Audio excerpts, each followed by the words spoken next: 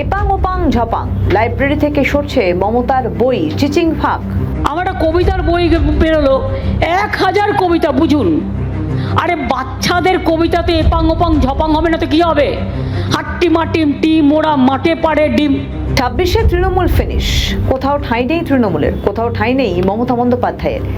উল্টে হচ্ছে একের পর এক এফআইআর প্রাক্তন মুখ্যমন্ত্রীর বিরুদ্ধে। মমতা বন্দ্যোপাধ্যায়ের যেমন ঠাঁই নেই তেমন কবিতারও। মমতার একাধিক কবিতা ড্রয়িং রীতিমতো ভাইরাল। কিছু হলো তো একটা কবিতা লিখলেন, আবার ধর্ণা মঞ্চ থেকে ভ্যানিশ কুমারের ছবি আঁকলেন।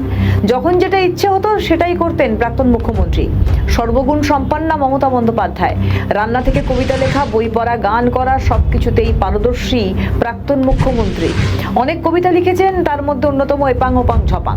সেই সব কবিতা এবার থেকে সরতে শুরু করেছে লাইব্রেরি থেকে। তৃণমূল সরকারের আমলে রাজ্যের বিভিন্ন স্কুলের এবং অন্য সব গ্রন্থাগারে তৎকালীন মুখ্যমন্ত্রী মমতা বন্দ্যোপাধ্যায়ের লেখা বই রাখার সরকারি নির্দেশ দেওয়া হয়েছিল।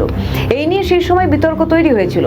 নবনির্বাচিত বিজেপি সরকার সাফ জানিয়ে দিয়েছে, অপ্রয়োজনীয় কোনো বই গ্রন্থাগারে রাখা হবে না, বরং ভারতের প্রাচীন ইতিহাস, সংস্কৃতি, বিবেকানন্দ, রবীন্দ্রনাথ, বঙ্কিমচন্দ্র, কাজী নজরুল ইসলামের বইও থাকবে বলে জানান গৌরীশঙ্কর ঘোষ। পাশাপাশি তিনি তুলে আনেন শ্যামাপ্রসাদ মুখোপাধ্যায়ের কথাও।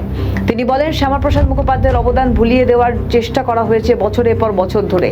এবার তার জীবন ও কর্ম নিয়ে তথ্য সমৃদ্ধ বই থাকবে গ্রন্থাগারে। এদের ভুলে গেলে বাঙালি বলবো কাদের? প্রসঙ্গত, এপাং ওপাং ঝপাং রাজ্য রাজনীতিতে বহু চর্চিত এই শব্দবন্ধ।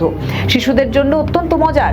আক্ষরিকভাবে বাংলায় এর কোনো অর্থ নেই, কাছাকাছি অর্থ, এদিক ওদিক দৌড়ঝাঁপ। কিন্তু এপাং ওপাং ঝপাং বেশি জনপ্রিয় প্রাক্তন মুখ্যমন্ত্রীর লেখা ছড়া হিসেবে।